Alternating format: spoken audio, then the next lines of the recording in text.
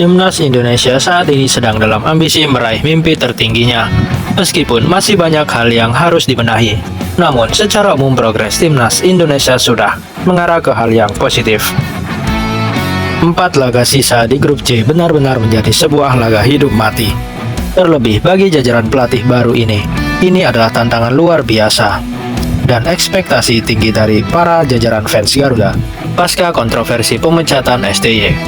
Meskipun begitu, masuknya Clifford tidak seharusnya ditanggapi pesimis.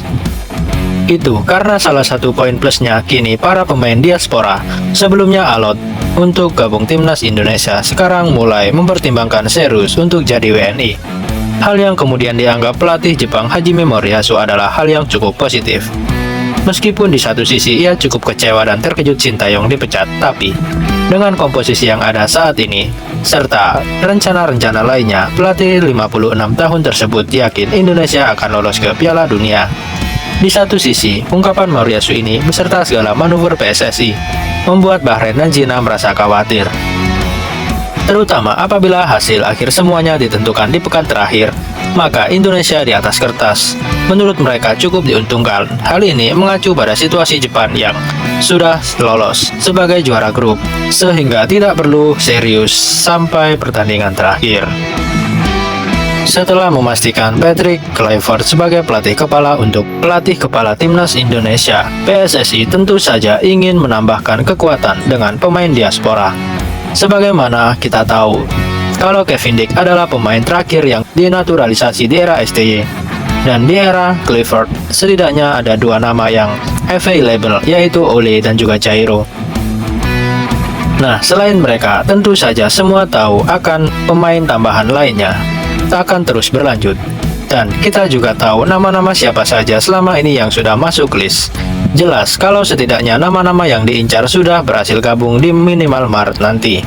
Ole dan juga Jairo atau Emil Audero hingga Michel Bakker bisa saja masuk ke dalam skema Kluivert, yang mana jika itu terjadi setidaknya minimal 4 poin di bulan Maret bisa kita kantongi.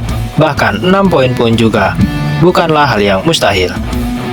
Meskipun sampai sejauh ini masih banyak yang meragukan keputusan PSSI, tapi menurut Moriyasu, apapun keputusan, federasi pasti sudah mempertimbangkan dengan matang.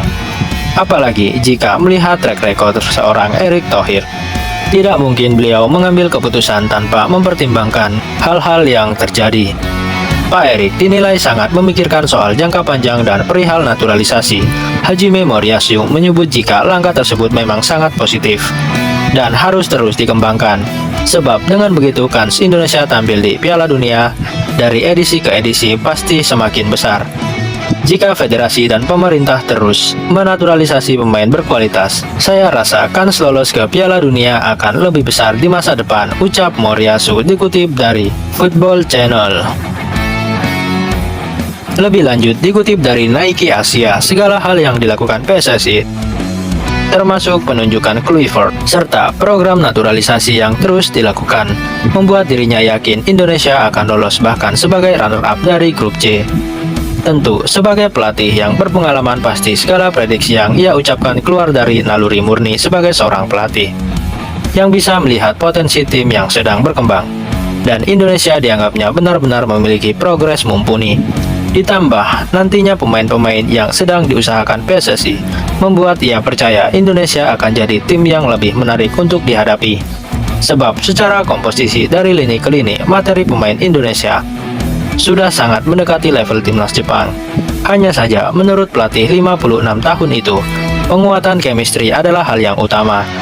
Dan meski segera ditingkatkan, ia percaya Indonesia sangat punya peluang untuk melaju ke Piala Dunia.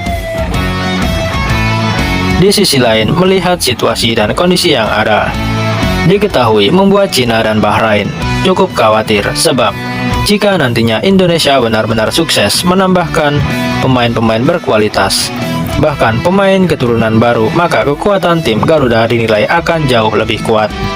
Dan itu bukanlah hal yang mustahil mengingat nama besar Erick Thohir yang menjadi magnet tersendiri bagi para pemain grade A. Masalahnya, persaingan di grup C sama sekali tidak bisa ditebak.